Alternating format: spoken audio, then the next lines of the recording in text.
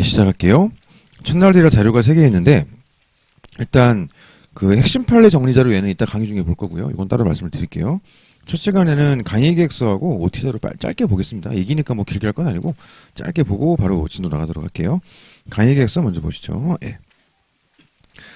자, 강의 계획서 보시면, 이제 일정은 오늘부터 시작해가지고 총 8주예요. 그래서 공식적인 종강일은 1호반이 6월 2일이고 5호반이 6월 3일인데, 실제로는 한 주 더해요. 그러니까 보강 형식의 특강이 있어가지고, 그 다음 주까지 있으니까 그렇게 알고 계시면 됩니다. 그래서 매년, 최근 몇 년 동안 계속 하고 있는 건데, 그 2기 때 항상 종강하고 나면 그 다음 주에 그러니까 특강으로 하면 또 복잡해져가지고 그냥 보강으로 붙여버리는 건데, 그러니까 보강 형식인데 뭐 진도가 별로 그런 건 아니고 특강이에요, 특강. 그래서 그 두 타임을 하는데 그때 오전 오후로 오전 타임에는 제가 이제 최근에 나왔던 판례 평석들 좀 정리해가지고 그거 같이 특강 형식으로 같이 진행을 하고, 오후에는 작년 강의 들은 분들은 아실 건데 저희 이제 지도 교수님 오셔가지고요.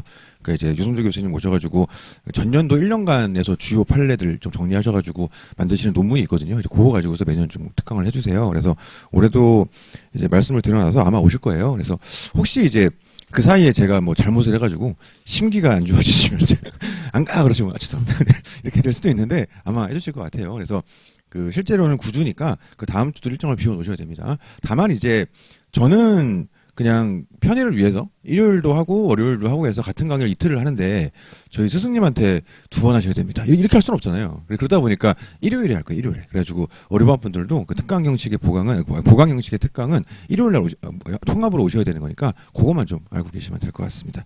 그 다음에 시간은 9시부터 1시까지가 오전인데 이게 모의 시험 때문에 그래요. 그래서 오늘은 좀 빨리 끝날 거고, 올해 이제 2기 준비하면서 아시겠지만 제가 강의 시간이 좀 긴 강사거든요. 그래서 자꾸 늘어지고 막 보강하고 막 이러는데 올해부터 2, 3기를 좀 짧게 가져가 보려고 어저께 해봤는데 성공을 했어. 그래서 오늘도 가능해요. 그래서 좀 빨리 끝날 겁니다.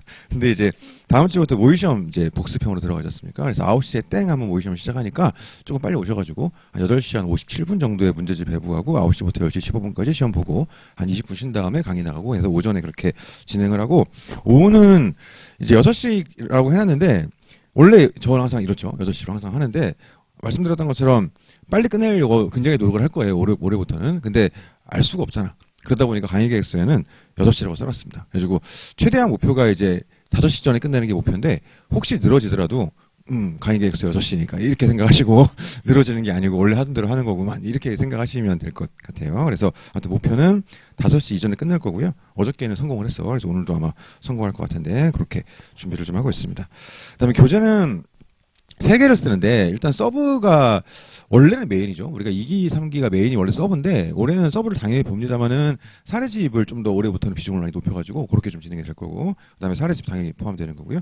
다만 이제 이 사례집이 당연히 들어가야 되는데 초반에 학원에서 광고 나갈 때 그 제 실수인데 제가 실수로 누락해가지고 학원에서 사례집이 빠져 있었어요. 중간에 발견하고서 수정하고 문자도 보내고 제가 카페에 공지도 올렸는데 혹시 그걸 모르고 안 가져온 분들이 있을까봐 1층에다가 오늘 진도 범위를 좀 복사해 놓으라 했거든요. 그래서 혹시 사례집 안 가져오신 분들은 1층 가셔가지고 그거 복사해 놓은 거 받아가지고 오늘은 그걸로 좀 보시면 될 것 같아요.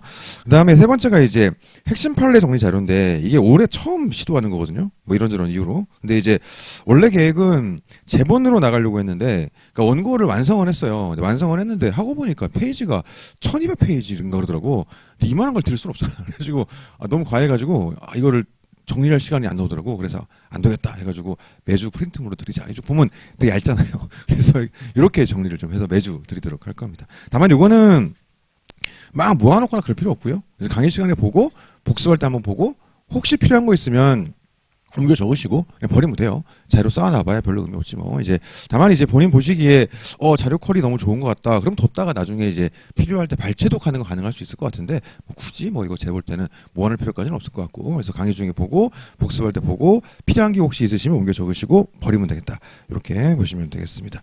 뭐 강의 목표는 뭐 좋은 말이죠. 뭐 보시면 되고 넘어가겠습니다. 강의 진행도 뭐 아시는 것처럼 복습형 강의죠. 이것도 복습형 모의 시험, 이것도 보시면 될 것 같습니다.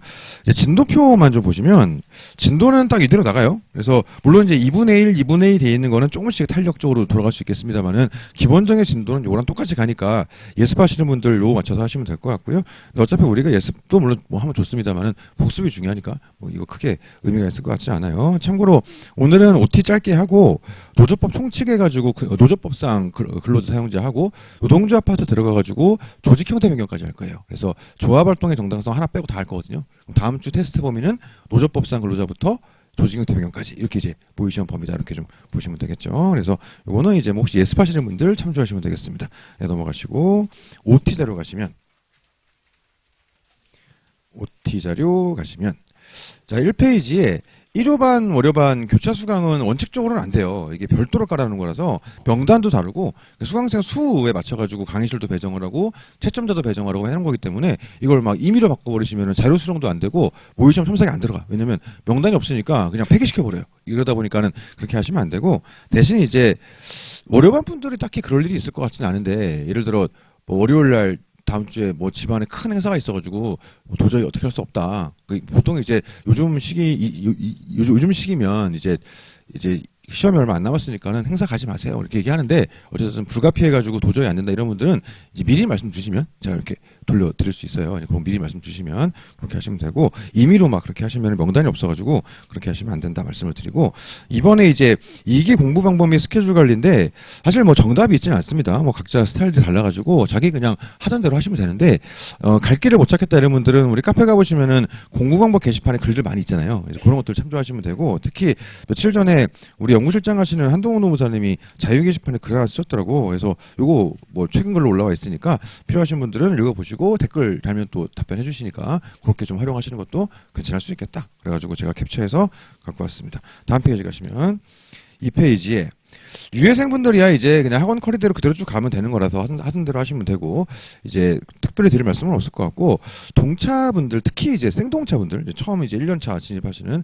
요분들 문제가 있는데 2기쯤 가면은 이제 엉망진창일 거예요. 그래가지고 정리 하나도 안 되고 뭐가 뭔지도 모르겠고 막 그냥 엉망인데 지금 시기는 버티는 게 되게 중요해요. 지금 막 1차 부담되고 그런다고 놔버리면 그냥 끝이야 끝. 그냥 올해가 끝나버리니까 그냥 최대한 버티는 걸로 그렇게 가시면 되겠습니다. 그래서 뭐 어떻게 하면 되냐면 물론 정상적으로 하면 제일 좋은데 도저히 안 되겠으면 그냥 학원 나와서 강의만 듣고 들으면서 이렇게 하고 그 다음에 우리 클래스는 범위 문의하면 범위 알려드리잖아요. 이제 복습은 그것만 하고 모의시험 보고 또 다음 주 강의 하고 듣고 그것만 해도 괜찮으니까 그냥 그 정도로 버티는 걸 최소한의 목표로 이렇게 하셔도 괜찮습니다. 다만 이제 그렇게 해도 나는 1기 때도 답안을 한 번도 제대로 써본 적이 없고 나는 항상 문제를 본 다음에 논점의 정리까지 딱 쓴 다음에 로마자 1번 논점의 정리하고 나서 딱 멈춰가지고 아예 나가지가 않는다. 이건 난 개선될 것 같지 않다. 이런 분들은 사실 좀 어려운 거잖아요. 이제 그런 분들은 깔끔하게 포기하고 이제 1차 올인한 다음에 1차 끝나고 동체반 가는 것도 괜찮아요. 근데 이제 지금 시기에 2기 놔버리고 동체반 가는 경우는 아예 포기하는 경우인 거고 그게 아니라 신락 같은 희망이라도 잡고 싶으시면 버티면 돼. 그러니까 이제 버티시는 걸로 그렇게 하시면 되겠습니다. 그래서 뭐 밑에 박스에 예시해가지고 1, 2차 밸런스 뭐 어떻게 할 것이냐 한 건데 이런 식으로 요일별로 1, 2차를 배정하셔도 되고 아니면 하루를 찢어가지고 오전엔 1차, 뭐 오후에 2차 이렇게 하셔도 되고 그 다음에 뭐 5대5로 해도 되고 6대4로 해도 되고 1, 2차 밸런스를 그거는 개인별로 맞춰가지고 하시면 될 것 같아요. 다만 올해 1차 어려울 거니까 1차는 좀 더 힘을 주시는 게 맞긴 맞다. 그렇게 말씀을 드립니다. 4번 주간 공부 일정인데 그 연기일기 때 주말반 들으신 분들은 뭐 그때 하던 게 있으니까 그대로 하시면 될 것 같고 평일반 들으신 분들은 이제 주말 과정으로 가는 게 처음이지 않습니까? 그러다 보니까 평일이 붕 떠가지고 좀 애매할 수 있어요. 그래서 짧게 말씀을 드리면 일단 하루를 3타임으로 찢어야 돼요. 양가를 1번. 그래서 오전, 오후, 저녁인데 오전 시작 타임을 몇 시로 할지는 상관없어요. 나는 아침형인가 아니라 아침 6시부터 공부할 거야. 그리고 6시부터 막 11시까지가 오전. 이럴 수도 있는 거고. 그렇죠? 나는 늦잠 자니까는 깔끔하게 밤늦게까지 공부하고 아침에 늦게 시작해야지. 해가지고 10시부터 오전. 이럴 수도 있어요. 그래가지고 오전에 한 4시간 정도 텀을 잡고 뭐 1시간이라서 1시간 반 쉰 다음에 뭐 심하면 2시간 쉴 수도 있지. 본인 스타일에 따라서 오후 또한 4시간 하고 또 쉬고 저녁 한 4시간 하고. 그래서 오전, 오후, 저녁을 찢어가지고 그 각 타임마다 뭐를 할지가 미리 루틴이 잡혀 있어야 돼요. 예컨대 다음 페이지 보시면 3페이지에 뭐 1호반, 5호반 해가지고 제가 예시를 넣어놓은 거예요. 그래가지고 예시로 넣어놓은 건데 꼭 이렇게 하라는 게 아니고 예를 들어서 5호반 같은 경우에 월요일날 오전에 강의 듣고 오후까지 저녁에는 그냥 쉬어야 되겠다. 이렇게 한 다음에 화요일날 가서 오전 노동법, 오후 인사, 뭐 저녁 행정 이런 식으로 배치를 하는 거죠. 그럼 하루에 꼭 3과목이어야 되냐? 아니에요. 4과목 해도 되고 2과목 해도 되고 좀 극단적으로 얘기하면 1과목씩 배정하는 것도 가능할 수 있죠. 뭐 화요일은 노동의 날 이런 식으로, 수요일은 인사의 날 이런 식으로 하는 것도 가능할 수 있습니다. 그거는 공부 스타일 따라서 배정하면 됩니다. 중요한 건 뭐냐면 나는 앞으로 매주일 날 몇 시쯤에는 어느 장소에서 어떤 과목을 공부하고 있다. 그 루틴을 짜는 게 되게 중요한 거죠. 예를 들어 나는 뭐 장소를 바꾸면 잘 되더라. 그러면 화요일은 스카에서, 수요일은 독서실에서, 목요일은 집에서 뭐 이런 식으로 그 자체도 루틴을 짜가지고 아예 그냥 이제 시스템에 나를 녹여내는 방식으로 고래 가시면 되고요. 다만 이제 어쨌든 좋은 건 그 일주일 동안 회독을 하는데 2번 돌릴 수 있도록 짜는 건 되게 좋은 것 같아요. 예컨대 여기 있는 표대로라면 월요반에서 화수목 오전에 노동법 들어가 있지 않습니까? 그러면은 화수목 오전 3일 동안에는 좀 빠르게 노동법 보면서 이해랑 플로우 중심으로 한번 정리를 하는 거고, 그 다음에 일요일 날 노동법을 하루 종일 보죠. 이 표대로라면 이렇게 하게 되면 일요일 날에는 판례 암기랑 모의시험 준비 여기에 집중을 하고, 이런 식으로 다른 과목도 예를 들어 인사관리다 그러면은 첫 회독 돌릴 때는 뭐 주초에 하겠지, 돌릴 때는 이해랑 플로우 중심으로 하고, 그 다음에 이제 2번째 돌릴 때는 암기하고 모의시험 준비 중심으로 하고, 이런 식으로 2번 정도 돌릴 수 있도록 루틴을 짜시는 건 좀 중요할 수 있을 것 같다. 근데 그거만 세팅이 되면 어떻게 배정하든 그거는 상관없는 것 같아요. 나는 하루에 4과목씩 뭐 괜찮아요. 그것도 하루에 뭐 1과목만 그건 좀 이상하긴 한데 그것도 괜찮아. 이제 아무튼 그거는 개인 스타일 따라서 그렇게 정리하시면 되겠습니다. 그리고 복습 누적식으로 하면 좋은데 잘 안 돼요. 그래서 되는 분들은 하시고 누적 안 되면 그냥 포기하시고 그 주만 잘 따라가시면 되니까 이 주에 하는 것들이 괜히 진도 밀리지 않도록 그게 메인이니까 뭐 해보셔서 아시겠지만 앞에 거 어차피 까먹잖아요. 괜찮아. 그래서 그 까먹는 것 내 머리 깊은 곳에 남아 있는 거니까 까먹는 거 너무 스트레스 받지 마시고 그 주에 하는 것들을 중심으로 잘 가져가 보자. 그 말씀을 좀 드립니다. 자, 5번에 교재활용 방법인데 단권화 교재를 정하셔야 되는데 이것도 정답이 있지는 않습니다. 근데 보통 우리 클래스는 서브를 주로 단권화 교재로 써요. 그래서 작년까지 보면은 거의 한 9대1 내지 8대2의 비율로 서브가 압도적이에요. 그래서 대부분이 서브로 좀 준비를 좀 단권화를 하고 있고요. 근데 올해 같은 경우는 기본서를 좀 교수저스러운 느낌에서 많이 탈피해가지고 좀 수험서스럽게 만들어놔서 올해는 기본서로 하시는 것도 괜찮을 것 같고, 그러니까 예를 들어서 서브는 텍스트가 적으니까 나는 설명이 적은 게 좀 부담스럽다. 그러면 기본서로 하시는 것도 괜찮을 수 있을 것 같고요. 그리고 그거는 선택하시면 되고 정답이 있지는 않습니다. 그리고 올해는 또 사례집을 좀 빡세게 만들어놨죠. 그래서 이거는 좀 모험을 거는 거긴 한데 구력이 짧으신 분들은 그냥 사례집으로 단권화해가지고 여기 있는 걸 일단 중심으로 먼저 외우고 판례만 좀 추가해야 되겠다 이렇게 하시는 것도 괜찮을 것 같아요. 근데 권하지는 않는데 좀 위험해. 그래서 권하지는 않는데 조금 구력이 짧으신 분들은 약간의 모험을 감수하면서 그렇게 하는 것도 나쁘진 않을 것 같다. 그래서 선택을 해보시되 잘 모르겠다 그러면 서브로 하세요. 남들이 많이 하는 건 이유가 있겠지. 그래서 잘 모르겠으면 서브. 근데 본인 보시기에 난 이게 나을 것 같다. 그럼 그거 가시면 자신감 가지고 가셔도 괜찮을 것 같다. 그 정도 말씀을 드립니다. 넘어가시면. 자, 4페이지에 6번 질문 방법 있죠. 이것도 맨날 드리던 말씀이니까 뭐 추가로 말씀드리지는 않을게요. 다만 이제 몇 가지만 짧게 말씀을 드리면 내용적인 질문들은 가능하면 카페로 좀 모는 걸로 하고요. 그래서 좀 창구를 단일화할 수 있도록. 그래서 노동법 내용 질문은 우리 카페에서 검색도 좀 해보시고 카페로 모는 걸로 하고, 개인 수험 상담이나 뭐 개인 상담 이런 것들은 뭐 제 개인 연락처 얼마든지 상관없고요. 대신 전화는 진짜 안 돼요. 자꾸 전화 주셔가지고 전화는 안 되고, 통화가 되긴 되는데 그게 미리 약속을 잡고 이렇게 통화를 하는 거지 갑자기 전화 주시면 제가 좀 힘들어서 그렇게는 좀 안 하시면 좋겠다. 이렇게 보시고요. 네. 그 다음에 뭐 넘어가겠습니다. 그 다음에 7번 모의시험 진행인데 6페이지에 우리는 복습형이죠. 진도가 누적되지 않아요. 그 전주에서 하는 거에서 모의시험 됩니다. 다만 이제 제가 문제를 대략 주제를 이기 때 이거 내야 되겠다라고 대충 생각해놨는데 막상 그 주에 문제를 만들다가 아 이거 아닌 것 같아 하면서 딴 걸 낼 수도 있지 않습니까? 이제 그러다 보면은 그 진도 범위 내에서 마땅치가 않아서 그 전주 거를 낼 수도 있어요. 근데 그거는 미리 말씀을 드릴게요. 그래서 예를 들어서 오늘 강의할 때 다음 주는 오늘 하는 거에다가 지난주 한 것까지 범위로 추가할게요. 죄송합니다. 이렇게 하든가, 아니면은 문제를 만들다가 아 이게 아닌 걸 생각이 들면 단체 문제를 쏠게요. 그런 경우를 제외하고는 전주니까 누적 아니고, 그래서 2주에 나갔던 거 그거 복습하는 게 제일 중요하니까 그거 중심으로 가시면 되고, 양가로 4번에서 맨 밑에 가보시면 하이픈 2개가 있죠. 첫 번째 하이픈이 유형 1, 두 번째 하이픈이 유형 2인데 이게 범위 문의를 얘기하는 거예요. 그래서 웬만하면 하지 마세요. 뭐 제가 귀찮은 건 아니고 뭐 하면 되는 건데 범위 문의를 웬만하면 하지 마시고 습관되니까 우리가 책 보고 답안 써불더라면 나중에는 책 안 보면 쓸 수가 없어. 습관되거든 이게. 범위 문의도 마찬가지예요. 매주 3개씩 범위 문의 하다가 어느 순간 문의 안 하면 이게 막 막막해져가지고 막 정리가 안 돼. 그래서 웬만하면 좀 투박하더라도 완성할 수 있으면 범위 문의 안 하는 게 좋아요. 안 하는 게 좋은데 난 도저히 노답이다. 이런 경우라면은 문의할 수 있지. 근데 문의할 때는 유형 1이 있고 유형 2가 있는데 유형 1로 문의하시면은 3개만 딱 알려드리고요. 유형 2로 문의하시면 6개를 알려드려요. 그래서 그 중에 3개가 나오겠죠. 이런 식으로. 그래서 문의하시더라도 가능하면 유형 2로 하시는 게 좋고, 그 다음에 아까 얘기했던 생동 이런 분들, 1차 압박 너무 큰 이런 분들 거의 포기할 것 같다. 이런 분들은 유형 1도 괜찮을 수는 있습니다.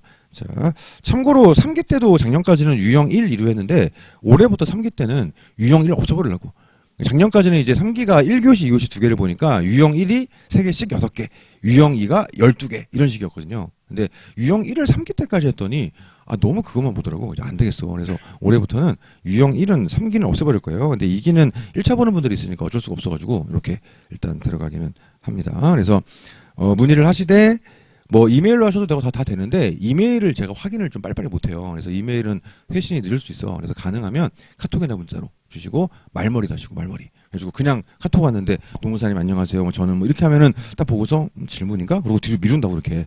근데 범위문의 그러면 딱 누르겠지 바로 보자마자. 그죠? 그러니까 그렇게 좀 하시면 되고 문자 주실 때도 범위문의 했는데 뭐 주구절절 막 이렇게 쓰면 멀티 메시지로 빠지잖아요. 그 미리 보기가 안 돼.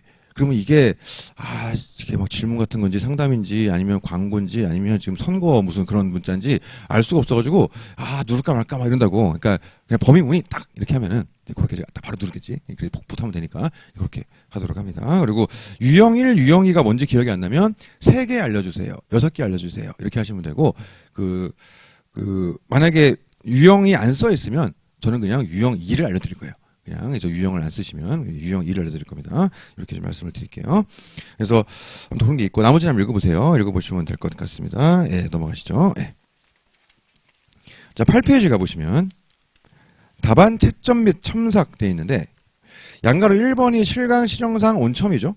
온첨반은 다른 과목 첫 주부터 시험 보는 과목 많이 있으니까 해봤을 거 아니야. 그렇죠? 그래서 우리 뭐 행정이나 뭐 경영학 쪽에 하셨을 것 같은데 우리는 2주차부터니까 이 온첨은 다 아실 것 같고 이 양가로 1번에 있는 온첨하고 이 온첨은 일단 해보셔서 아시겠지만 마감 준수하셔야 돼요. 그 마감 1번이라도 넘어가 버리면 이거 오늘도 안 돼. 그래서 마감 준수를 하셔야 됩니다. 대신 야매가 있긴 있어. 어떻게 하면 되냐면 야매가 그러니까 지금 막 PDF 전환이 막 뭔가 오류가 생겨가지고 안 되는 거야. 올려야 되는데 이럴 땐 야매가 하나 있어요. 어떻게 하면 되냐면 일단 그 전주 파일을 올리는 거야. 일단 올려놓은 다음에 저한테 얘기하는 거지. 안 돼가지고 전주 거 올렸습니다. 그럼 저한테 따로 파일 보내주시면 제가 바꿔주면 되잖아요. 바꿔주는 거. 그러니까 업로드를 안 해버리면 제가 어떻게 할 수가 없어요. 근데 뭐라도 올려놓으면 제가 파일을 바꾸는 걸 할 수 있으니까 그렇게는 할 수 있다. 이렇게 원천반 분들 그렇게 좀 참조하세요. 근데 이렇게 했다 그래가지고 막 매주 막 그렇게 하면은 나쁜 새끼지 그거는. 그렇게 하면 안 되고 그거는 이제 불가피한 상황이 생겼을 때 그렇게 하면 제가 바꿔드릴 수 있으니까 그렇게 포기하지 마시고 그렇게 하라 이렇게 좀 말씀을 드려요. 그리고 온첨 첨삭이랑 양가로 2번에 있는 일반 동강 첨삭은 다른 거잖아요. 그래서 그거 좀 구별하시고 온첨반 분들이 양가로 2번으로 하시면 안 돼요. 이거. 그다음에 양가로 2번에 동강 첨삭은 진짜 말 그대로 순수 일반 동영상. 일반 동영상은 공식적으로 첨삭이 없잖아요. 근데 그건 제가 그냥 따로 마련해가지고 제가 비용 부담하고 그냥 내가 운영하는 거거든요. 근데 이거는 학원의 공식 시스템이 아니에요. 그래서 온첨이랑 구별되어야 되고 양가로 2번은 일반 동영상 하게 되는 분들, 그분들을 위한 과정으로 되어 있습니다. 그래서 올해는 뭐 다음 페이지 9페이지에 중간에 박스가 있는데 두 분 지금 섭외해놨어요. 그래서 1357에는 박주희 노무사님이 하실 거고 작년 강의 들은 분들은 아실 건데 작년 우리 연구실장님이시고요. 246회는 김지은 노무사님이 하시는데 재작년 우리 연구실장님이에요. 그래서 검증된 분들로 올해 좀 배정해가지고 이렇게 괜찮은 컬을 갖추고 첨삭해 주시는 분들로 이제 섭외를 좀 해놨습니다. 그래서 일반 동강 보는 분들은 원래는 첨삭이 없는데 이걸로 하시면은 이게 뭐 등수가 나오고 뭐 이런 건 아니지만 그래도 내용적인 피드백 받을 수 있으니까 이렇게 활용하시면 되고요. 그다음에 실강 실용상 온천반 이런 분들도 막 임의로 일로 보내면 안 돼요. 오늘 내가 지각 내지 결석해가지고 못 냈으니까 혼자 써가지고 저를 보내야겠다. 이러면 안 돼. 이건 안 되는 거 그거는 안 되는 건데 사정이 있어가지고. 학원에 나올 수 없는 상황이 있어가지고 미리 말씀을 주시면 마찬가지예요. 미리 그렇죠? 뭐 지체 없이 이런 거 아니고 미리 말씀을 주시면 이번 주는 일반 동강 돌려드릴게요. 이런 식으로 돌려드릴 수 있으니까 그것도 사정이 있으시면 미리 말씀을 주시면 돌려드릴 수 있다. 근데 이제 그거를 마찬가지로 너무 매주 막 이렇게 하시면 그건 나쁜 사람이야. 그래서 그렇게 하시면 안 되고, 그래서 사정이 있으시면 제가 일반 동강으로 좀 돌려드리겠습니다. 그래서 특히 이제 내용은 한번 읽어보시고, 이거 양식 맞춰가지고 이메일 주소도 다르죠. 노동720 아니에요. 제가 따로 만들어 놓은 이메일이라서 이메일 주소 다르고, 이거 회차도 섞이시면 안 되고, 이 양식 맞춰가지고 꼼꼼히 읽어보시고 발송하시되, 몇 가지만 말씀을 드리면, 반가루 6번에 그 한 개 아이디로 자꾸 막 여러 번 보내는 분들이 있어서 그냥 블락시켜버립니다. 자꾸 막 동영상 공유했다 그러는데, 그게 제가 뭐 공유하는 거 가지고 뭐라 할 마음은 없는데, 이렇게 여러 번 하시면 이게 맞진 않잖아. 그렇죠? 이분들도 힘들고 저도 다 비용 드리는 거니까 맞지 않고, 그리고 확인도 잘 안 되고, 그리고 한 번 보낸 다음에 이제 피드백을 받은 다음에 다시 써가지고 또 보내는 분들이 있는데, 그럼 안 돼. 그 오프라인도 그럼 그렇게 하게 안 되잖아요. 그렇죠? 그러니까 그렇게는 안 되니까 다 블락시켜 버릴 거예요. 그러니까는 그거 꼭 좀 유의 사항이니까 그렇습니다. 그 다음에 이분들한테 질문할 거 있으시면 이메일 그 답안 메일 보낼 때 한꺼번에 같이 하세요. 따로따로 막 계속 메일 보내시면 나중에 정산할 때 너무 헷갈려. 이게 뭐 질문을 답변을 한 건지 뭐 답안을 첨삭을 한 건지 헷갈리니까 그것도 좀 그렇게 좀 하시면 좋겠어요. 사실은 이거 남들은 안 하는 거잖아요. 그래서 저 이거 사실 이것 때문에 은근히 욕도 많이 먹거든요. 그러니까 수험생들이 욕하지 않지. 근데 이제 사실은 이게 뭐 그 제가 이 그 업계에서 나름 가지는 포지션이 있어가지고 아무도 저한테 와서 뭐라 하진 않거든요. 근데 이제 뒤에서 욕 많이 먹는다고 이것 때문에. 그러니까 이제 학원들도 싫겠지. 그렇잖아요. 우리 학원 물 얘기하는 게 아니라 이제 모든 학원 마찬가지인데 싫을 거 아니에요. 이런 것들을 이제 그 상품으로 만들 생각들을 다들 이제 기획이 있을 건데 제가 방해가 되잖아. 나는 그냥 내가 하고 있는 건데. 그러니까 이제 싫어한다고. 나 뒤에서 욕 많이 하고. 근데 저는 얼마나 마음이 힘들겠어요. 내 앞에서 아무도 말 안 하지만 난 알고 있거든. 그러니까는 막 욕하는 거야. 막 이러고 있겠지 나도. 그러니까 나 힘들단 말이야. 근데 여러분까지 날 힘들게 하면 너무 살기 힘들잖아. 그러니까는 좀 이렇게 골치 아픈 일이 생기지 않도록 이렇게 좀 해주시면 좋을 것 같아요. 예. 자. 7번 뭐 랭커 한번 읽어보시면 될 것 같고, 예, 넘어가겠습니다. 8번 자료관리 및 대면상담인데, 대면상담은 우리 카페 공지사항 통해서 항상 하죠. 이건 뭐 매주 공지가 올라갈 거예요. 그래서 1기 때는 이제 합격자 상담을 올해 같은 경우 거의 풀로 잡아놨었고, 이제 2기는 제가 직접 이제 많이 할 건데, 뭐 중간중간 필요하면은 합격자 또 모시는 걸로 하고, 그 다음에 그 세 번째 하이픈에 뭐 유튜브 라이브가 2기 때는 필요할 것 같지는 않아요. 수요도 별로 없고. 근데 혹시 요청사항이 있으시면 한번 의견을 주시면 한번 고려해 보도록 하겠습니다. 그리고 첫 번째 하이픈 자료는 그냥 버리세요 다. 근데 대신 갖고 계시면 좋은 게 2, 3기 모의시험 예시답안 그거는 갖고 계시고, 예를 들어 시험 전날에 막 너무 떨리고 뭐 볼지 모르겠고 그럴 때는 2, 3기 예시답안 봐도 괜찮아요. 그러니까는 그거는 제일 중요한 거니까 꼭 갖고 계시고, 그 외엔 싹 다 버리세요. 특히 이따가 볼 뭐 핵심 판례 이런 거 다 버리세요. 이거 버려. 이거 필요한 거 옮겨 적고 다 버리면 되겠습니다. 채점평 이런 거 나중에 옮겨 적고 다 버리면 되겠습니다. 다 필요 없어요. 인사관리 같은 경우는 그래도 이슈 자료 이런 게 있으니까 그거는 그나마 좀 갖고 있어도 괜찮을 것 같은데, 개인적으로는 그것도 굳이 그 잘 봐지지도 않을 것 같은데 책 보느라. 그래서 그런 것도 본 다음에 필요한 거 있으면 해당 챕터에다가 옮겨 적고 혹은 오래 붙이고 그냥 다 버리는 걸로. 그래서 우리가 단권화를 하는 이유가 하나에 그냥 몰빵해가지고 이것만 계속 무한해도 하려고 하는 건데, 이것저것 쌓아놓는 게 도움이 하나도 안 돼요. 그렇죠? 그래서 그렇게 좀 하시면 되겠습니다. 뭐 다음 페이지 가시면 11페이지에 이건 싸이 감성이에요. 한 2000년생 정도 되면은 싸이 감성이 뭔지 모를 텐데, 이거는 한때 우리나라를 지배하던 그 중이병 감성의 막 울적한 이런 감성이에요. 제가 그 시대에 공부를 해가지고 아무튼 그렇습니다. 그래서 여기에 제가 공부할 때 공부 안 되고 힘들 때 되게 위로 많이 받았던 글이라. 지금 보면 웃기지. 근데 그 당시엔 너무 위로를 많이 받았거든. 그래가지고 항상 2기 때 이렇게 글을 좀 쓰고 있어요. 이거 갖다 놓고 있어요. 그래서 한번 보면 돼요. 마음 힘드신 분들은 그것도 괜찮아. 그 힐링 앱 이런 거 있잖아. 앱 종류도 많아. 특정 앱을 이렇게 하려고 하는 게 아니라 그거 하면은 매일매일 되게 위로되는 말을 막 해줘요, 앱이. 그러면 평상시에는 이렇게 정상적인 멘탈로 살고 있을 때는 막 오글거리고 막 뭐야 이러는데, 수험생 때는 그게 그렇게 위로가 되고 막 눈물이 나고 막 이런 게 있거든. 마음 힘드니까 그런 거잖아요. 그래서 힐링 앱 이런 것도 마음이 너무 힘드신 분들은 활용해 보시면 괜찮을 것 같아요. 그래서 누누이 말씀드리는데, 우리가 부족해서 힘든 게 아니고 이 구조가 원래 그래요. 그러니까 멀쩡한 애들 군대 보내놓으면 애들이 이상해지는 것처럼 똑같아. 그러니까 멀쩡한 사람 여기 데리고 들어오면 다 이상해지는 거거든. 강사들도 이상하고 수험생도 이상하고 다 이상해. 그러니까 저도 그 마음의 병이 좀 심해가지고 좀 고생을 한동안 많이 했는데, 올해 일기 평일 끝나고 확 와가지고 엄청 고생했네. 그래서 그럴 때 약을 먹어야 되는데 그 특유의 그 나른해지는 느낌이 있어요. 그게 싫어가지고 그냥 버텼거든. 나는 강아지 이러면서. 그랬더니 3월달에 몸까지 아파버리더라고. 그래서 엄청 고생을 많이 했어. 그래서 저도 이제 마음을 좀 편하게 먹으려고 이것저것 좀 이제 이렇게 좀 이렇게 하고 있는데, 예를 들면 나 앞으로 양복 안 입을 거야. 그래서 이렇게 편하게 입고 온 게 마음을 먹었어요. 나 이제 양복 안 입겠다 이런 식으로. 그래서 몸도 이렇게 편하게 좀 하고 다니고 이렇게 하려고. 강의도 대충 할 거야. 농담이고요. 농담이에요. 그건 아니고 장난치는 거고요. 그건 아니고. 그래서 저도 이제 마음을 좀 편하게 먹고 열심히 할 테니까 여러분들도 뭐 앱을 활용하든 뭘 하든지 간에 마음을 좀 편히 드시고, 시기가 시기인지라 다들 정상적인 멘탈이 안 되는 시기예요. 원래 그런 거니까 마음을 단디 먹고 이렇게 좀 잘 버텨봤으면 좋겠어요. 진도 나가시죠. 아시는 것처럼 2기는 노조법부터 시작합니다. 노조법상 근로자. 서브로 들어갈게요.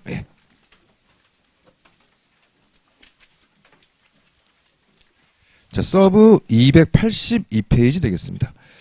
자, 참고로 이제 서브를 보면 61번 주제 282페이지인데 그 주제 오른쪽에 보면, 그 모르는 분들 있을까봐, 주제 오른쪽에 보면 이 박스 조그만하게 해가지고 1, 2, 3기 추가 자료가 돼 있지 않습니까? 이게 이제 뭐냐면 보통 이제 1기 때 요거 나왔음, 2기 때 나왔음 이렇게 체크들을 많이 하잖아요. 그걸 보통 스티커로 많이 붙이거든. 그래가지고 그거 번거로운 분들 그냥 여기다 체크하시라고 해놓은 거니까 필요 없으면 그냥 버리면 되고, 혹시 그거 필요하신 분들은 그거 체크하는 용도로 쓰시면 되고요. 그 다음에 이제 양쪽에 우리 서브의 시그니처 같은 건데 양쪽에 날개가 있죠.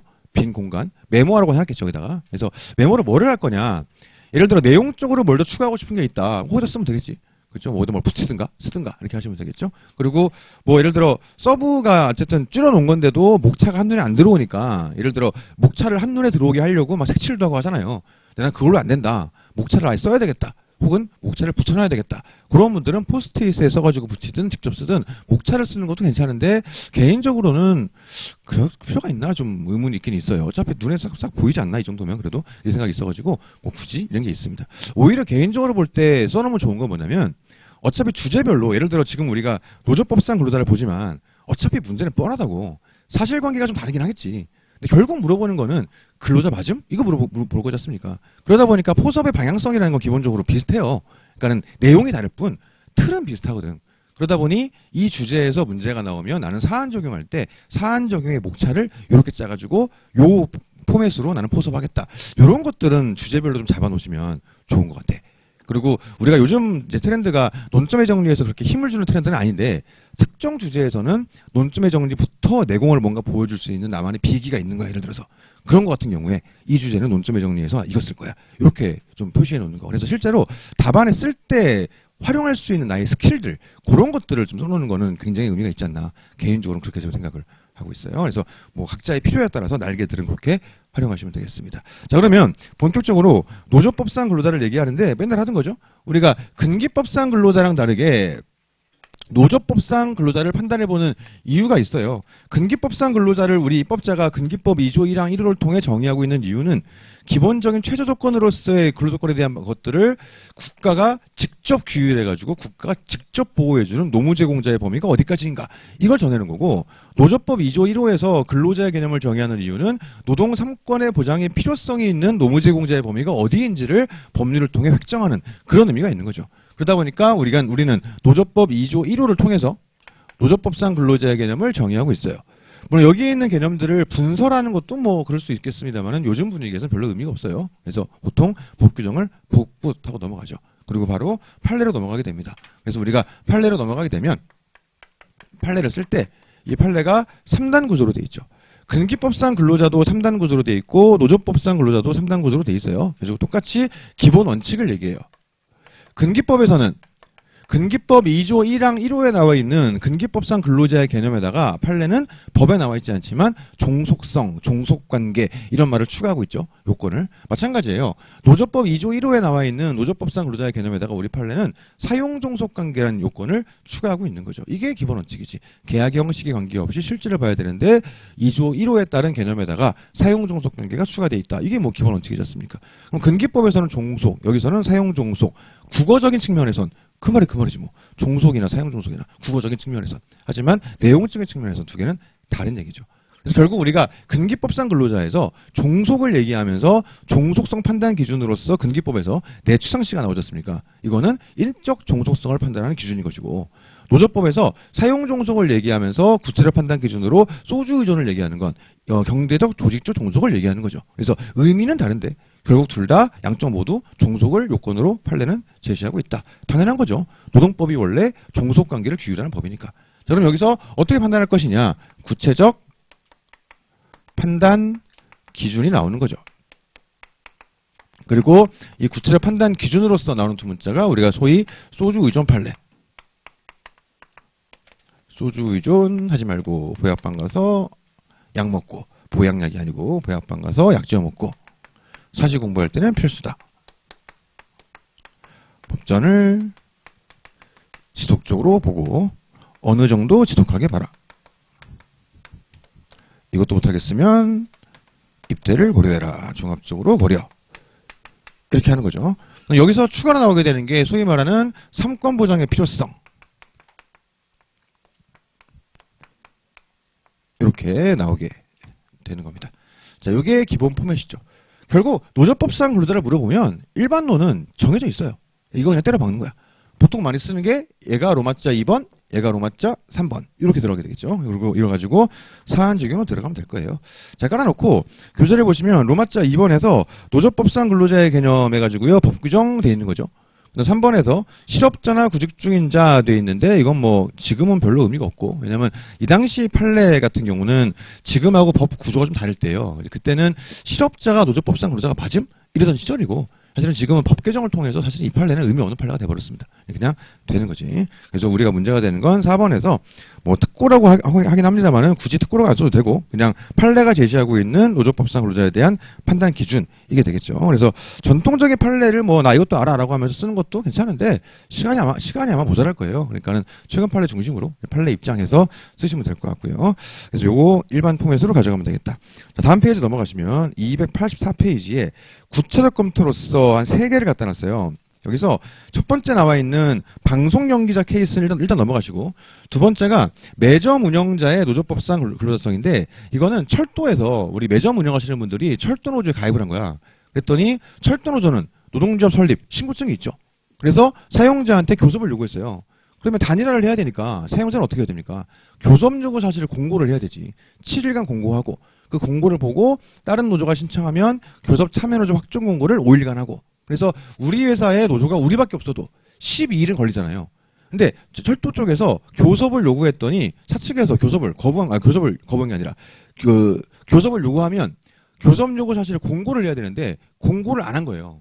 공고 안 한 이유가 너네 왜 매점 운영자가 니네 노조에 가입되어 있냐. 니네는 법내로 못 들어온다. 너네는 소극적 요건의 문제가 발생하기 때문에 근로자 아닌 자가 가입돼 있어가지고 못 들어온다 이렇게 하면서 공고를 안 해버린 거죠. 그게 대법원까지 간 거예요. 결론적으로 대법원은 이 사람들의 근로자성을 인정을 했죠. 그러면서 포섭을 한 게 밑에 있는 반가로 1, 2, 3, 4, 5, 6 이게 대법원이 실제로 한 포섭이죠.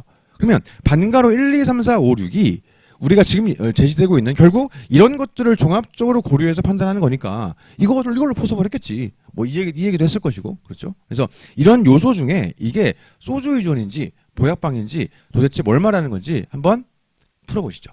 한번 반가로 1, 2, 3, 4, 5, 6 얘가 어떤 요소를 포섭한 것인가, 그거를 짧게 시간 드릴 테니까 한번 풀어보도록 하겠습니다. 네. 틀려도 괜찮아요. 몰라도 괜찮고 한번 읽어보시고 꼼꼼하게 이게 소주 의존이구나, 이게 보약방이구나, 이거 한번 해보세요. 이거를. 네.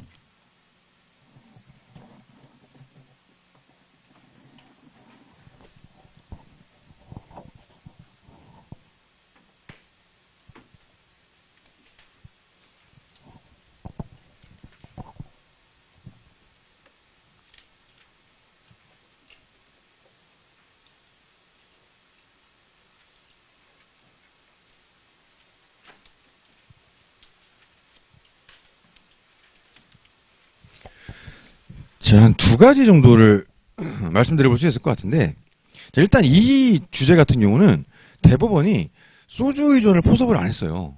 명확히 나온 게 마땅치가 않아가지고. 그러니까 이런 경우는 방법이 두 가지가 있어요.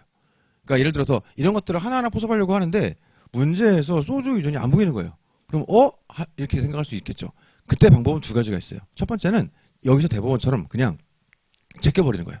어차피 종합적 판단 요소니까 이거 없어도 판단할 수 있거든.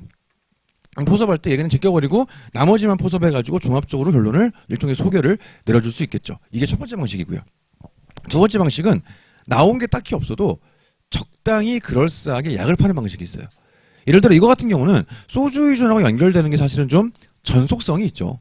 물론 전속성이 있다 그래가지고 항상 소주 의존인 건 아니에요. 왜냐? 예를 들어서 내가 이 회사에 전속이 돼 있고 이 회사 외에는 어디서도 일을 할 수가 없어. 여기서만 일해야 돼. 그래서 난 여기서 돈을 벌어요. 그럼 일반적으로는 소주 의존이 되겠죠. 일반적으로는. 근데 나는 금수저라 건물을 몇 개 물려받아가지고 임대 수입이 월 뭐 4천, 5천 막 이래요. 이래버리면 이 임대 수입 들어오는 것에 비해 내가 이 회사에서 월급은 비율이 얼마 안 되겠지. 연봉 막 1억 이래봐야 얘 10%밖에 안 되는 거야. 이런 경우는 전속성은 있지만 소주 의존이 없을 수도 있어요. 그러니까 이게 완전히 매칭되지 않는 거지. 근데 대개의 경우 같이 가는 경우들이 많을 거예요. 그러다 보니까 이런 문제 같은 경우는 전속성이 있는 걸로 추론을 해가지고 주어진 사실관계로 명확히 판단할 수는 없지만 이런 점을 볼 때 이것도 그런 것으로 보인다라고 약을 파는 방식이 있어요. 둘 중에 뭐가 더 나으냐? 똑같아요. 그냥 자신 없으면 제끼고 포섭하면 되고 약팔 자신이 있으면 추가하면 되는 겁니다. 그렇죠? 그렇게 선택할 수 있다. 예를 들어 이제 문제에서 경업금지 약정의 유효성을 물었어요. 근데 문제를 아무리 봐도 공공의 이익에 대한 게 안 나와 있는 거예요.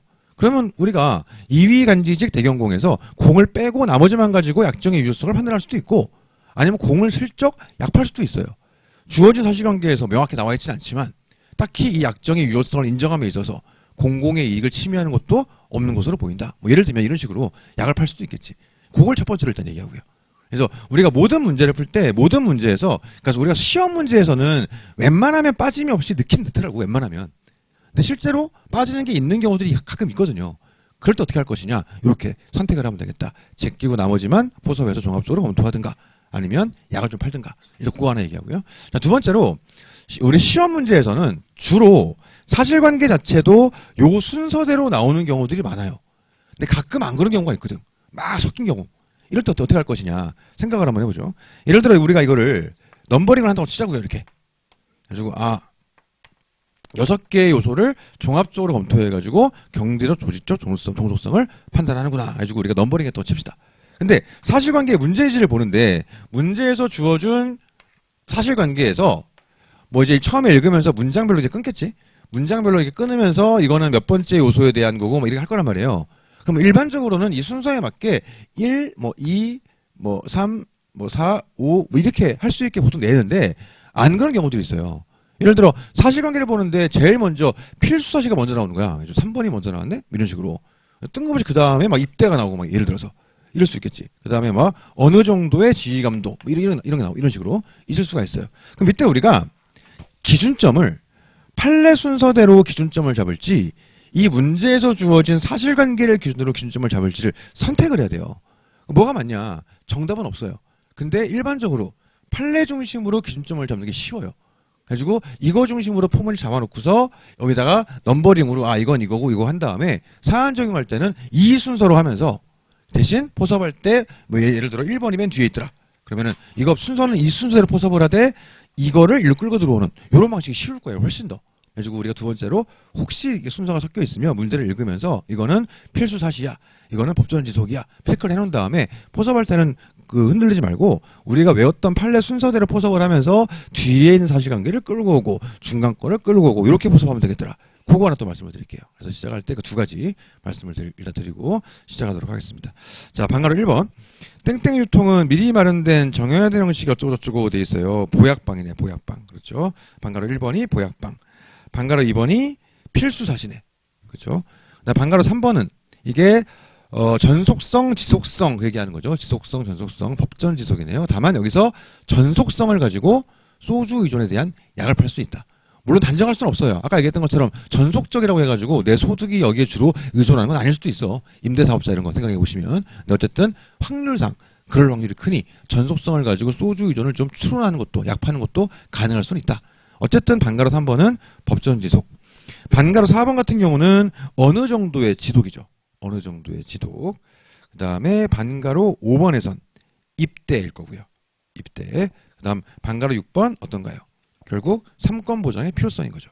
그래서 우리가 일반적으로 어떻습니까? 학습지 교사 케이스에서도 그렇고 얘도 그렇고 일반적인 포맷은 자 이런 것들을 종합적으로 검토해 봤을 때 경제적, 조직적 종속이 있네. 일종의 소결이죠. 소결. 있네. 그러니까 3권 보장 필요성이 있는 거야. 이런 식인 거죠. 이런 것들을 종합적으로 검토해 봤더니 경제적, 조직적 종속성이 없는 거예요. 그러면 마찬가지로 3권 보장 필요성도 없을 거예요. 종속성이 있으니까 보장의 필요성이 있는 거지. 이런 애들을 우리가 보호해 주려고 만들어 놓은 거니까. 그렇죠? 그래서 일반적으로 이걸 판단했을 때 일종의 소결을 내렸을 때 경제적, 조직적 종속이 있으면 보장의 필요성이 있다. 해봤더니 없으면 얘도 없다. 이런 식인 거죠. 오케이. 자, 그래가지고 반가로 6번 읽어보시면 특정 사업자에 대한 소속을 전제로 하지 않을 뿐만 아니라 고용 이외의 계약 유형에 의한 노무제공자까지 포함할 수 있도록 규정한 노조법의 정의 규정과 대등한 교섭력 확보를 통해서 보호하고자 하는 입법 취지를 고려하면 여기에 필수적인 노무를 제공함으로써 경제적, 조직적 종속관계를 이루고 있는 매점 운영자들을 노조법상 근로자로 인정할 필요성이 있다. 따라서 이들이 근기법상 근로자가 아니라고 하더라도 노조법상 근로자로서 노동조합 설립가입이 가능하다. 여기까지 나가게 되는 거죠. 오케이. 그렇게 생각하면 됩니다. 밑에 있는 카마스토도 마찬가지예요. 사파란 분들. 요분들도 기본적으로 이 요소들을 종합적으로 검토해 봤을 때 종속성이 인정이 되니까 3권 보장 필요성이 있구만. 해봤더니 인정이 안 되면 얘도 없겠죠. 이게 일반 포맷. 그래서 학습지가 나오든 매점이 나오든 카마스터가 나오든 소주 의존을 포섭해가지고 종속성이 인정이 되면 3권 보장 필요성이 있구나. 이래 가게 되는 겁니다. 문제가 나오면 인정이 될 거예요. 그러니까 맞는 게 나올 거야 분명히. 예를 들어서 여기도 밑에 보시면 동그라미 7번 보시게 되면 독립사업자의 성격을 갖고 있다 하더라도 원고와 경제적, 조직적 종속관계가 있는 이상 얘네들은 3권 보장의 필요성이 있다. 그리고 위의 내용들을 종합적으로 봤을 때 경제적, 조직적 종속성이 있으니까 3권 보장 필요성이 있다. 이렇게 들어가게 되겠죠. 마찬가지로 카마스터를 대법원이 포섭할 때 반가로 1번부터 반가로 6번까지가 나와 있죠. 반가로 1번부터 반가로 6번까지 요거 각각 어떤 요소를 포섭한 건지 시간 드릴 테니까 한번 풀어보시죠. 서브 285페이지 동그라미 1번부터 동그라미 6번까지.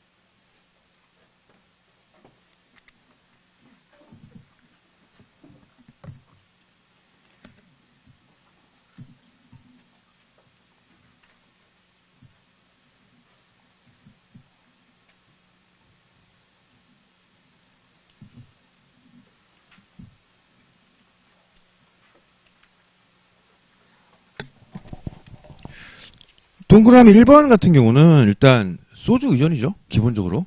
그리고 전속성도 같이 들어가 있어요. 거기. 그렇죠. 뒷부분에 이중 등록 금지되어 있으니까. 그렇죠. 소주 의존 전속성 되어 있고요. 동그라미 2번에서는 보약방이지 뭐. 동그라미 3번이 필수사시. 동그라미 4번이 법전 지속. 동그라미 5번이 어느 정도의 지독 이런 거고요. 동그라미 6번이 입대지 뭐. 이걸 종합적으로 검토해보니 경제적, 조직적 종속이 있는 거고. 그러니까 동그라미 7번. 3권 보장의 필요성도 있다. 요 틀을 갖고 가게 되는 거죠. 참고로 이제 카마스터 사건은 분호 사건이에요. 그 우리가 사례집에 있는 학습지 사건도 분호 사건이었고, 그 전에 우리가 과도기적 판례라고 하는 2014년 캐디 판례, 그것도 사실은 분호 사건이었어요. 그러니까 실제로 분호가 많은 거지. 그래서 분호와 관련해가지고 한번 얘기를 한번 해봅시다. 자, 조금 어려운 얘기 한번 해볼게요. 1기 때 했는데 제대로 이해 못한 분들이 많을 것 같아가지고 이 얘기를 살짝 한번 해볼게요. 예를 들어 A 회사가 있어요. A 회사와 근로계약을 체결한 갑이 있고 근로자 이들이 설립한 을 노조가 있는 거예요. 그 다음 A 회사랑 똑같이 노무제공 계약을 체결했는데 이게 근로계약은 아니에요. 그러니까 인적 종속관계를 형성하는 계약은 아니고 경제적 조직적 종속관계를 형성하는 계약이었던 거지. 그래서 똑같이 노무제공 계약인데 얘는 근로계약이고 얘는 근로계약은 아닌데 이에 준하는 계약이라고 칩시다. 형식은 도급이나 위임 형식을 취하고 있는 이런 거라고 치자고요. 자, 이렇게 일을 하는 병이라는 사람이 있어요. 얘는 어떤가요? 근기법상 근로자는 아니지만 얘는 노조법상 근로자는 되겠지. 그래서 얘도 근로자라고 칩시다. 얘네가 만든 정노조가 있는 거예요.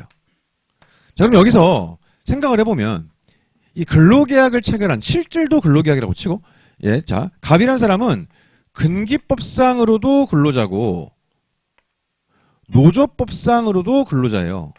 얘는. 그쵸? 근데 얘는 근기법상 내치상 판단해 봤을 때 그죠? 그 인적 종속까지는 인정하기가 어려워요. 근데 노조법상 소주 유전을 놓고 봤더니 경제적, 조직적 종속성은 인정이 되더라. 이런 케이스라고 칩시다. 자, 이 상황에서 만약에 A 회사가 이번에 갑 근로자가 이번에 을 노조의 위원장 당선이 됐어요. 그래가지고 노조를 깨야겠다 이런 마음으로 당선된 갑을 정말 말 같지도 않은 이유로 너는 뭐 얼굴이 기분 나빠 이렇게 하면서 얘를 잘라버린 거예요. 이거는 해고지 기본적으로. 그리고 갑 입장에서는 내가 노조 위원장임을 이유로 해고되었다고 얘기하면서 불이익 취급의 분노를 얘기할 수 있을 거예요. 부당해고도 얘기할 수 있고 불이익 취급 분노도 얘기할 수 있고 을은 우리 노조 위원장을 날림으로써 노동조합의 조직 운영에 지배 또는 개입하려고 하였다고 하면서 지배 개입의 분노를 얘기할 수 있을 거예요. 자, 그런데 A 회사가 이번에 병이 정노조의 위원장이 된 거예요. 그러니까 정을 날려버린 거야. 이거는 해고가 아니죠. 갑을 날린 건 해고예요. 근로계약이니까. 근데 얘는 해고가 아니란 말이에요. 그냥 일종의 계약 해지지. 민법상 개념. 계약 해지. 그럼 얘는 뭘 얘기할 수 있냐. 일단 부당해고는 얘기할 수가 없어요. 근로계약이 아니니까 근기법 보호를 못 받아. 대신 이 계약 해지가 분호다. 이걸 얘기할 수 있는 거죠.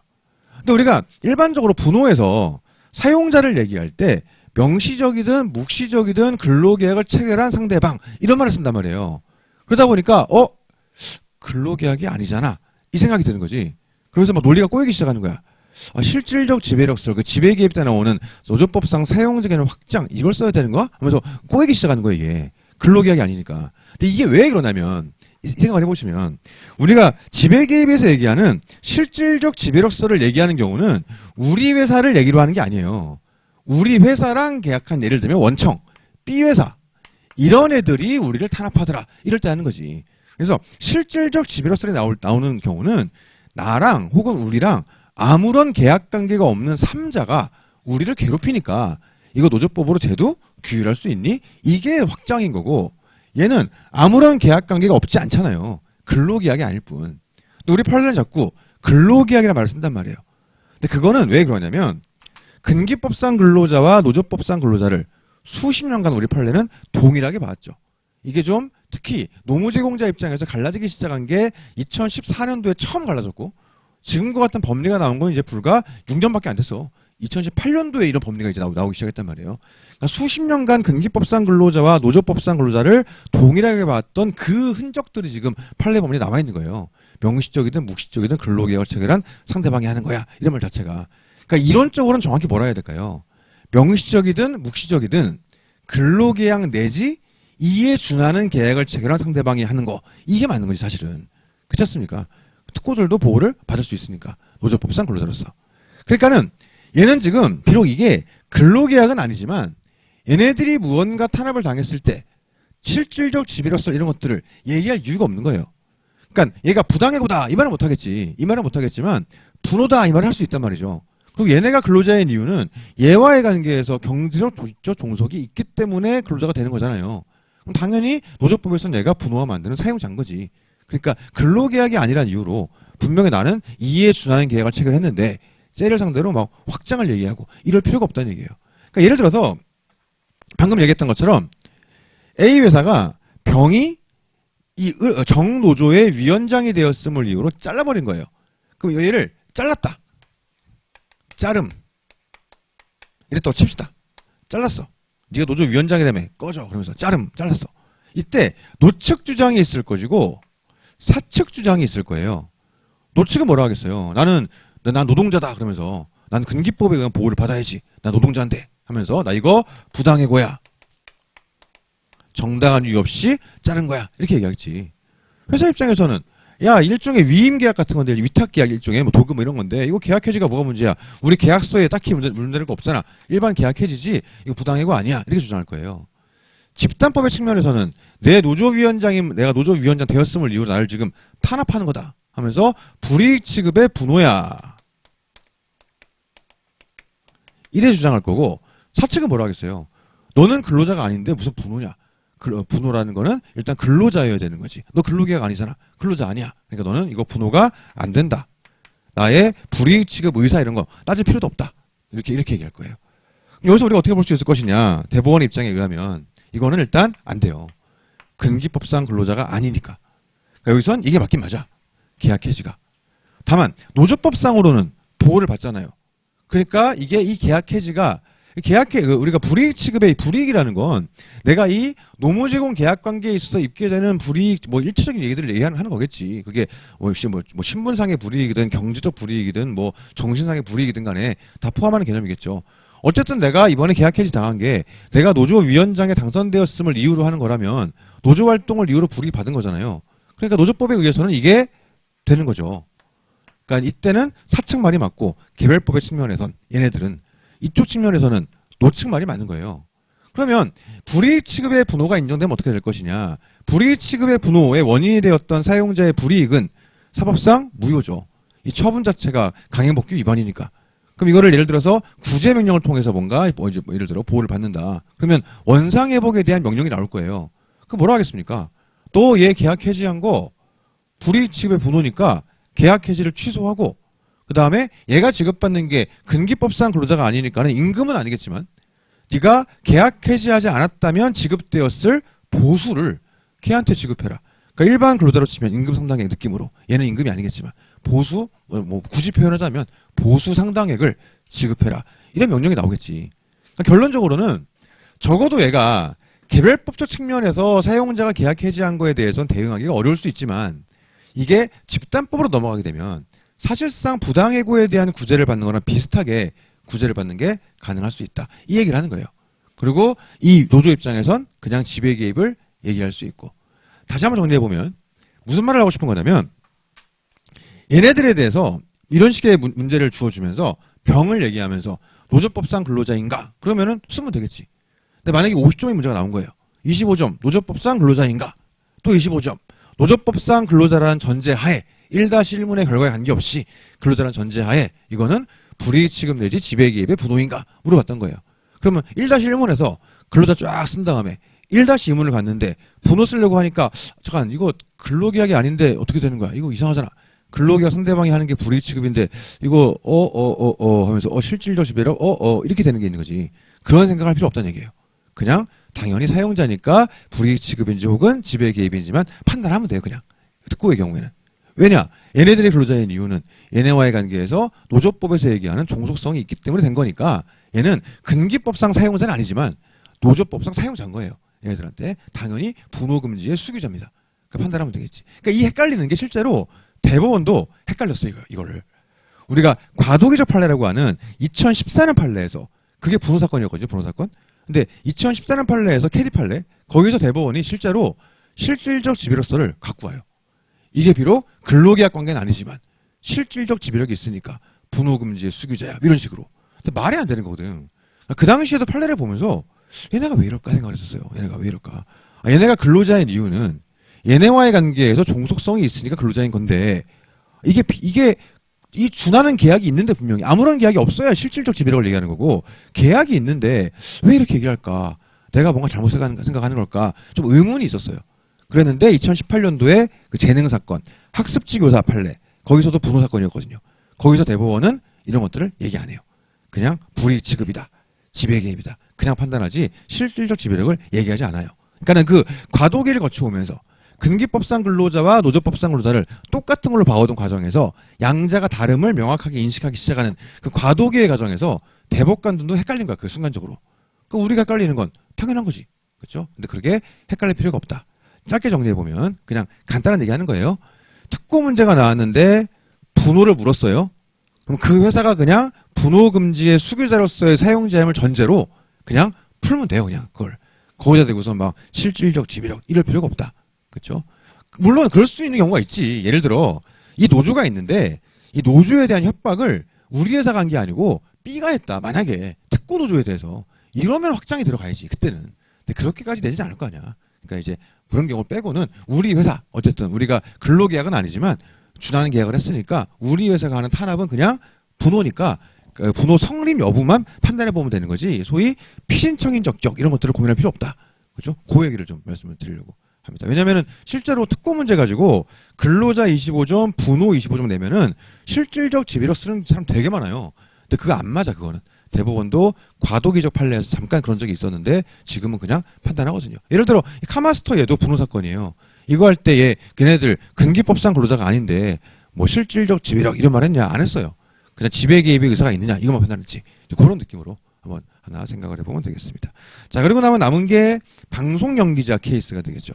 자, 요거는 관련해서 핵심 판례 자료를 보시게 되면 1페이지에 핵심 판례 자료 노조법상 근로자 해가지고 방송 연기자 사례가 돼 있어요. 이거를 쉬는 시간을 드릴 건데 얘를 읽어보시되 뭐 외우라는 거 아니고 제가 지금 구성을 가 사실관계 나 판결 요지 이렇게 해놨거든요. 좀 길긴 긴데 그래서 쉬는 시간을 좀 여유 있게 드릴 테니까 소설책 보듯이 어차피 우리가 판결 요지는 다 알잖아 우리가 많이 본 거니까 그래서 시간을 좀 드릴 테니까 가 사실관계와 나 판결 요지 6페이지까지죠. 요거를 좀 한번 너무 꼼꼼할 필요까지는 없고 그냥 좀 빠르게 봐도 괜찮으니까 쉬는 시간에 쉬시면서 한번 읽어보는 걸로 하겠습니다. 예, 쉬었다 가시죠. 그래서 읽는 시간까지 해가지고 한 27분 정도에 시작할게요. 10시 27분 시작할 테니까 좀 읽어보시는 걸로 이렇게 하도록 하겠습니다.